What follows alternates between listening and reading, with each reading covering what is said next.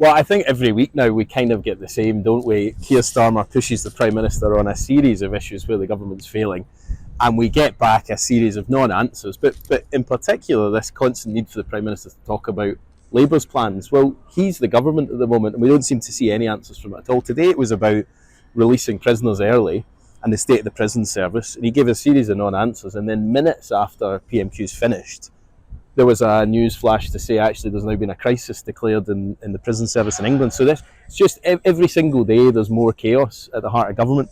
And I think what was interesting about today's PMQs was just seeing the Tory benches waiting for another defection, because they know that their party is on the downward trend. There's no way out of it now.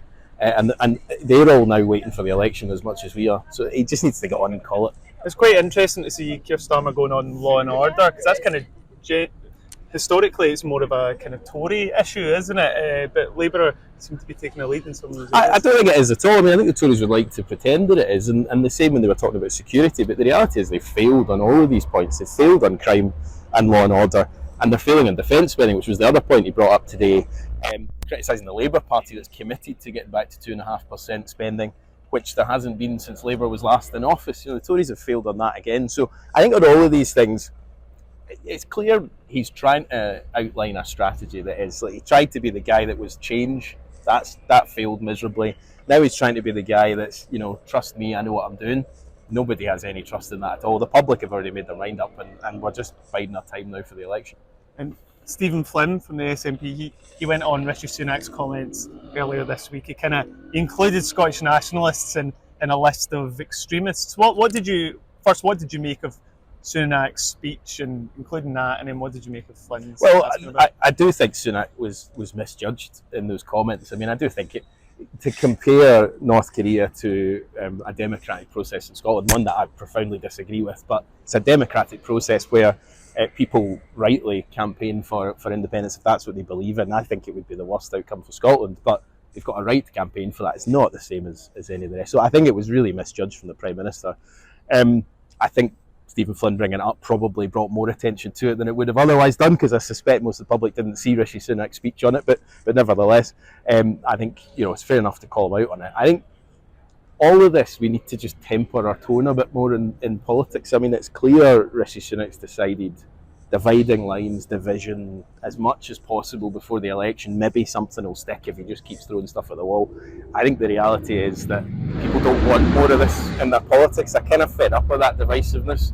I think that's why people are turning away from the SNP, but I think it's clear why people are turning away from the Tories as well. And he kind of doubled down on it though. Today he said that the SNP are a threat to the UK, and as a Labour man, who do you think's more of a threat to the UK? Do you think the Tories or the SNP? Well, I'm in a fortunate position. I don't have to choose. I think they're both at the moment. I think threat is the wrong language. I'd never use language like that. But they're both letting the country down. And the SNP's had 17 years in Scotland and is failing on a whole series of measures in Scotland. John Swinney's Continuity Act isn't going to cut it. And across the UK, we've had 14 years of the Tories. And again, nothing to show for it. There's not a single public service better off after both of these governments have had a serious length of time to grapple with these issues. So I think threat is the wrong language, but certainly the public are rightly disappointed in both these governments and want a change.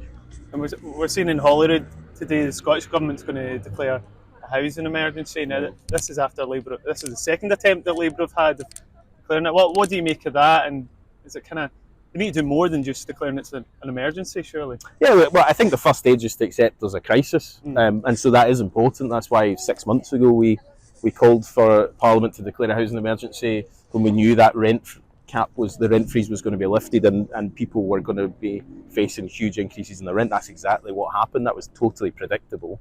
I think it's interesting that it now looks like the government's going to support that Labour amendment today. I'm assuming because actually they've lost the support of the Greens, and I wonder in 6 months what's happened to somehow the Greens change their position, because there certainly is the same housing emergency now that there was 6 months ago. So you're right, it's a crisis, but now it needs to be action. Hamza Yousaf in his last few days announced more money to try and replace some of what was cut out of the housing budget, but there needs to be a lot more of that. And I think fundamentally, John Swinney said his number one priority is child poverty. And I think that's a laudable aim, but they've had 17 years at this, and they've had 17 years at fixing the housing problems as well, and they've only got worse on the SNP's watch. So we need some new ideas. I just don't think that's going to come from the continuity Swinney government. It does seem like a wee bit like he's reaching out to Labour, though. He obviously knows he can't really count the Greens anymore. He'll be looking for a bit of Labour support, do you know? And look, he'll get support from any party, I suspect, if he comes forward with concrete proposals that are workable and that deal with the problem. We've never said that we're opposed to ideas that will genuinely improve some of these public policy problems. But he needs to grapple the problem and come forward with some serious proposals. And cutting a budget by slightly less than it was cut before is not going to fix the housing crisis. So there needs to be some radical proposals put forward, and Labour will look at them as we would do from any party. And we had the Scottish Cabinet announced last week, and there weren't really many changes. It was just Kate Forbes coming in. They did scrap the Minister for Independence. What did you make of all that? Obviously, you're down here, but just wondering. Well, I think it's right. I don't think there should ever have been a Minister for Independence. You know, I don't know what a Cabinet Secretary's on, 100 grand or something a year to be a Cabinet Secretary to produce papers that I think a handful of people downloaded. There was a figure, I think you've probably reported on it, on how much each of them cost given the number of downloads. The reality is it's been a distraction for months.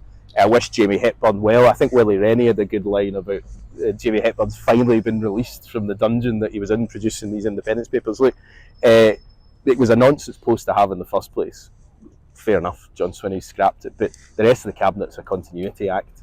And I just don't think that's going to cut it. John Swinney is talking about being the change candidate. He's a decent guy. I've known him for a long time. But at the end of the day, he's been a minister for 16 out of the 17 years the SNP's been in power.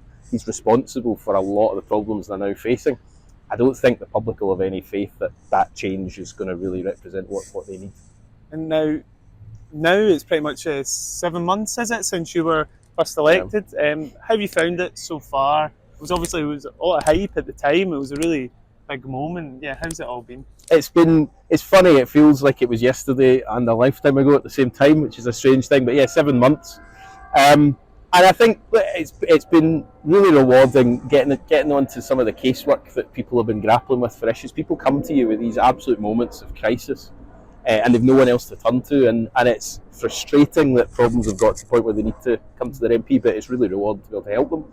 I think this place is in a kind of state of, we're kind of just treading water because everybody knows there's an election. Government's not putting any decent, serious legislation forward. It feels like we just need to move on now. So it's been a bit frustrating down here, if I'm honest, but there's loads of good work going on. I think loads of really good cross-party consensus and things as well, things that we can push, so particularly on infected blood, on the post office scandal, on all of these things that I think sometimes it shows the place at its best, but at the moment it just feels like everybody's just waiting for the election, and that's the frustration. And I guess you'll be hoping to have some more Labour colleagues here. You've only got Ian Murray at the moment. Don't say only. Yeah. Ian, he'll see this.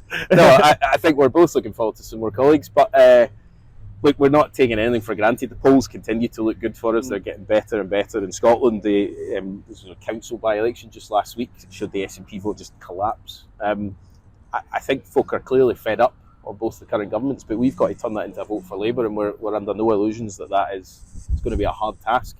A lot of work ahead in the weeks and months ahead, but we're hopeful there'll be some MPs representing Scotland from the Labour Party soon to join us here.